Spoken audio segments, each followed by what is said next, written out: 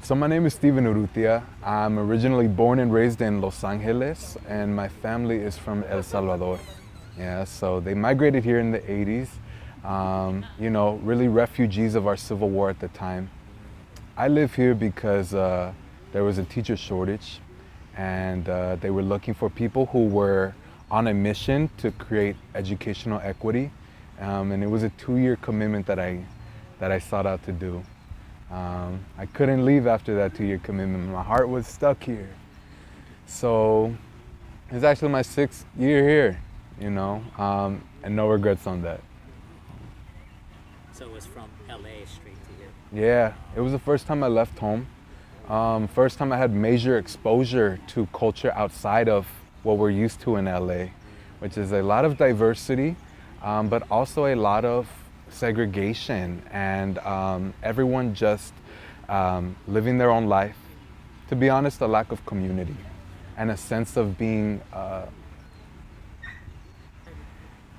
in LA. I think it's a lot harder to live there because we lack a sense of community and developing what it means to really tap into our purpose, finding a role into where we are and who we're with.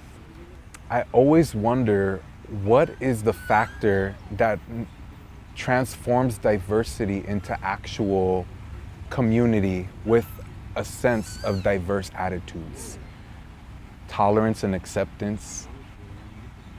I think maybe here it might have to do with the fact that it's been established for hundreds of years, when there was the transition with plantations and we saw the immigration of people from all around the world. In LA we have something similar, but there is something missing about its integration and how we can all coexist. Yeah, I consider myself really lucky because my classroom was the closest classroom to this village. And it started to become like a neighbor to me, where I started becoming familiar with the people here. I started getting students that I could, you know, really just share a family-oriented sense with. And it became a lot more of a role of being family-oriented and less of a role of having rules and structure. I actually became really close with this village because in physical proximity, I was the closest to this village. My classroom was right next door to it. So I got to learn about it from a very neighborly sense.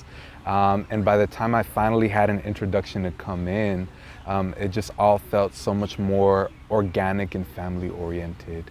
And I'm lucky to say that that hasn't left our relationship, that we still treat each other as family. I do have a role here in the village as a part-time teacher. So I spend Monday through Friday after our kids' school time working with them on specific skills, but they don't call me Mr. U like my students do. They call me Uncle Stevie.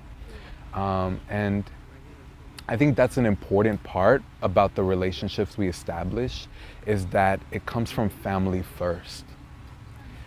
I try to really take in all the lessons I can get. And they come from different spaces and from different people. Sometimes I'll get lessons in a comment that our 5-year-old says. Or sometimes I gotta be more mindful of the quick comments that someone's passing by with. And one of the big lessons that I learned is that the nuclear family and what it means to have a sense of home is being reimagined in our village. Because in LA, there's a design to having a nuclear family where you have the mom and the dad and the specific household. And maybe that's what draws me to stay here so much, which is that here in this island, we do have a different design to family. You go into a household, there's intergenerational families, there's Hanai families. And here, what I love about it is that any child from our village can go into another domain in the village, go into another family space and be treated like they're one of our own. And that's what I love here, that it's so fluid for us to tap into that family. And I've been blessed because that's what I'm treated like here, right? Where different people share that camaraderie of family with me, and that they make me feel that I'm not just here for the sense of fulfilling my obligation and responsibility. I'm here because we share heart-to-hearts with each other,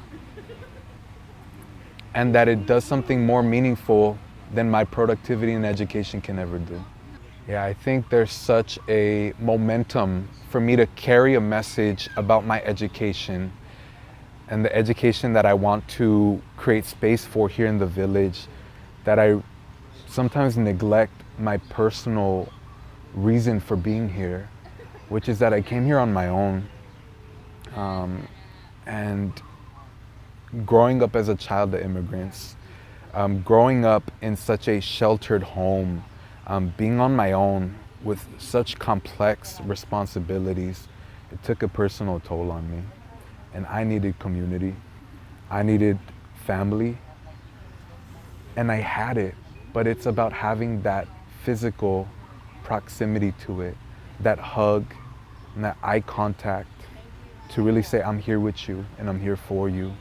Without that, I felt myself falling, and it was a tough time, yeah, because I had to show face to my kids and I had to present this attitude of being exciting and present and always on as a teacher. And so when I finally came here, they took me with open arms, and they took me as a broken individual, saying, we accept you for all that you are and all that you have with yourself right now. And we're willing to celebrate you as you are. And I think it's because of that that I've been able to work on myself, really take the time to figure out what I want for myself and what I have capacity for. And I'm pretty proud of where I'm at right now and who I'm becoming. And I think that's one of the biggest takeaways I have about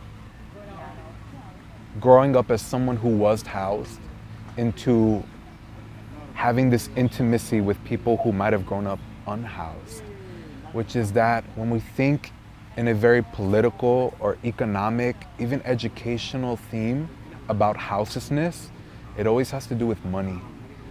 And what I learned from my personal space is that houselessness is so much more complex with that, because just like me, I needed the support of this houseless space, not from a financial standpoint, but from an emotional and a spiritual one. And maybe that's the theme of houselessness that we should be investing more time into thinking about, which is not just how we can find solutions about getting more funding, but how we can find solutions toward the emotional well-being and the status that we hold with family and finding your purpose and place in community.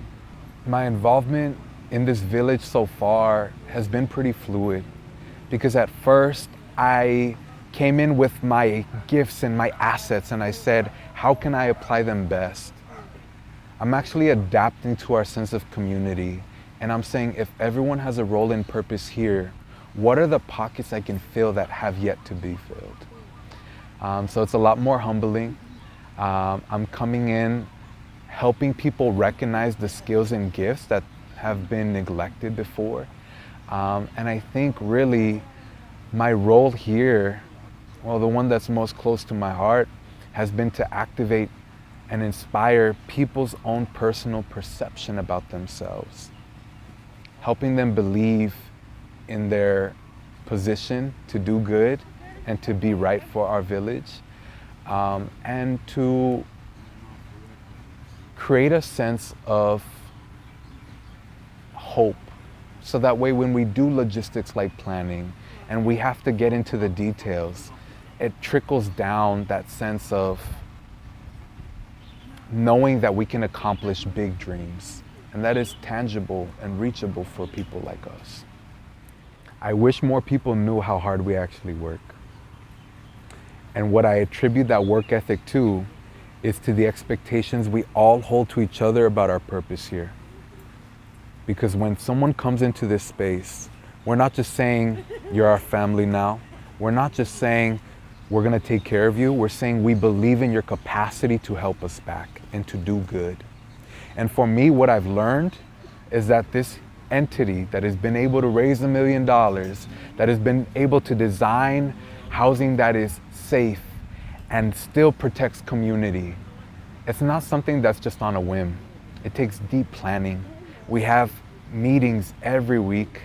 Our logistics into how we organize ourselves is so much more complex because now it starts to become coexistent with the way we live with each other. So it's not just about getting on a computer and doing the task. It's about having that conversation that might be difficult with your neighbor that now gets into the realm of, professional work. And there's no book to it. There's no set of guidelines or rules that says, this is how you all can do it. We're learning as we go along. And knowing that it's one of our challenges helps us reimagine that it could also be one of our gifts. Yeah, so that way, if anyone else around the world wants to hold a model like we have, at least we have something to gift it with.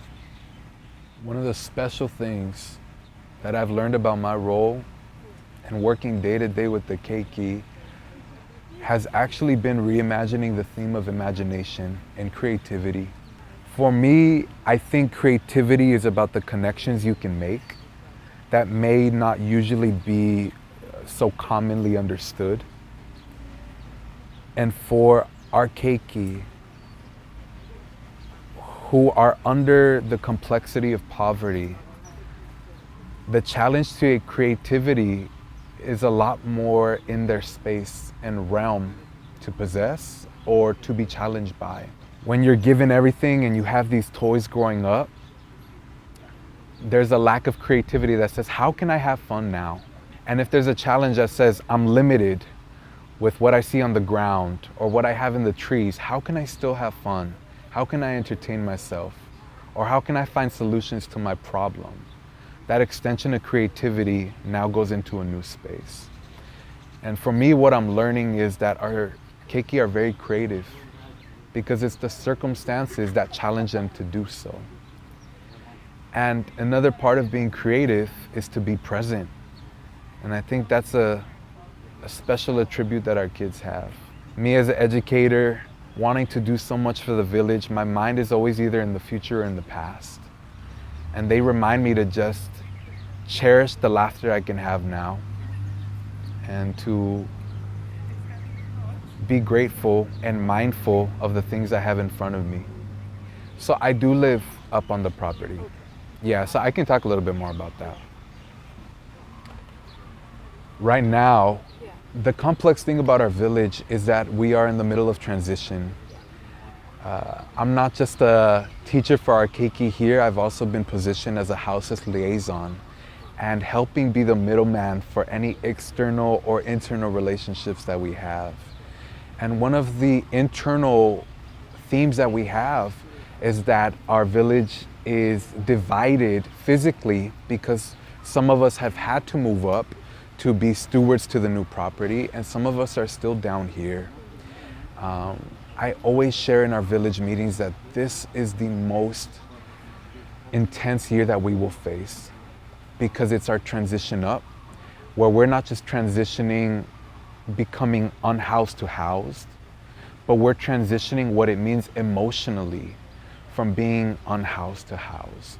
And we're also transitioning in how we coexist in a new space that might have new responsibilities, that might set new legal precedent.